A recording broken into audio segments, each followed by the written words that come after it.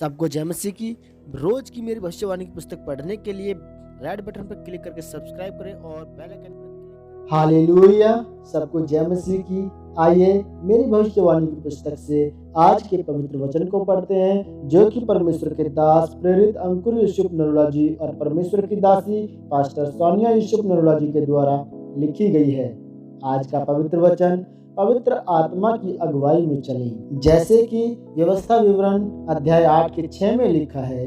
मेरे प्रियो, एक बात को हमेशा याद रखें, अगर आपका दुख, आपकी समस्या आपको प्रार्थना करने से, विश्वास करने से, उपवास रखने से और परमेश्वर के करीब जाने से रोकता है, तो वह दुख आपको सारी उम्र छोड़कर नहीं जाएगा। अगर शैतान इस बात को समझ गया कि आप दुखों से रुक जाते हैं, तो वह आपको कभी भी आज़ाद नहीं होने देगा। अपने दुखों में रोकने की बजाय अगर आप प्रार्थना करेंगे और आत्मा की अगुवाई में चलेंगे, तो आप अपने जीवन में परमेश्वर के छुटकारे को देखेंगे। मेरे प्रियो, अपने जीवन में दुख परमेश्वर की ओर से आपको ऊंचा करने और परमेश्वर की महिमा दिखाने के लिए होते हैं। बाइबल में लिखा है कि यूसुफ को परमेश्वर ने उसके परिवार से अलग किया, उसको गड्ढे में फेंका गया। यह दुख उसके जीवन में क्यों आया? बल्कि परमेश्वर ने उसे दर्शन देकर कहा था कि मैं तुझे बढ़ाऊंगा, तुझे ऊंचा करूंगा, तेरे परिवार वाले तुझे दंडवत करेंगे। याद रखें, परमेश्वर अपनी प्रतिज्ञाओं को पूरा करना जानता है, लेकिन जब आप उन्हें शुरू करें तो अपने जीवन में कभी निराश ना होना, क्योंकि जब परमेश्वर आपके जीवन में अपनी योजना को पूरा करना चाहते हैं तो बीमारी, गरीबी, सताव या हार भी आ सकती है, लेकिन यह दुख आपके शारीरिक और भावात्मक जीवन को खत्म करने के लिए परमेश्वर की ओर से आते हैं। उसी तरह से जब आप मूसा के बारे में पढ़ें तो लिखा है कि मूसा भी अपने माता पिता परिवार से अलग होकर फ़िरौन के घर में न पहुंचाया जाता। उसके दुखों में आने के बाद उसके अंदर यह बात कभी न आती कि मैं अपने लोगों को छुड़ाऊं और उस वायदे को जमीन तक पहुंचाऊं, जिसको देने का वायदा परमेश्वर ने अपने लोगों से किया था।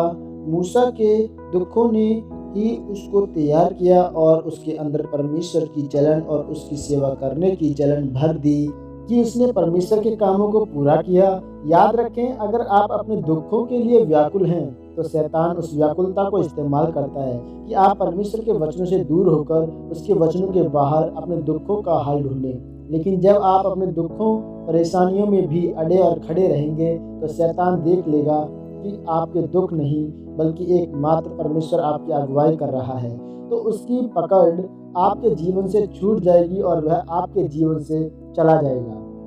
मेरे प्रियो, आपको मसीह में बढ़ने और प्रार्थना करने के लिए कुछ फैसले लेने होंगे। आपको प्रार्थना में बढ़ना होगा, बाइबल पढ़ना होगा, उपवास में रहना होगा, जिससे आपकी आत्मा का अधिकार आपके शरीर पर होगा, न कि आपका शरीर आपकी आत्मा की अगुवाई करेगा, बल्कि आपके जीवन में आशीषें आनी शुरू होंगी। जब आपकी आत्मा आपकी अगुवाई करती है, तो अगर आप शरीर के अनुसार चलोगे तो वह चंगाई और आशीष आपके जीवन में कभी नहीं आएगी, जिसके लिए परमेश्वर ने आपको अपने पास बुलाया है। क्योंकि परमेश्वर का मकसद न केवल आपको आशीषित करना है, बल्कि आपको आशीष का एक श्रोता बनाना है। इसलिए आत्मा की अगुवाई में चलते हुए अपना ध्यान परमेश्वर की सिद्ध इच्छा को पूरा करने की ओर लगाएं, जिस इच्छा को पूरा करने के लिए परमेश्वर ने आपको चुना और अपने पास बुलाया है। हमेशा परमेश्वर के वचन और अगुवाई में चलें। परमेश्वर इन वचनों के द्वारा आपको आशीषित करे। आमीन, आमीन, आमीन। यह घोषणा प्रेरित जी की तरफ से आपके लिए की गई है। सर्वशक्तिमान परमेश्वर के नाम में मैं घोषणा करता हूँ कि इस वचन को पढ़ने के बाद आपका ध्यान परमेश्वर की मर्जी को पूरा करने की ओर लगे, आप पवित्र आत्मा की अगुवाई में चल सकें। प्रभु यीशु मसीह के नाम में आमीन, आमीन। God bless you all of you.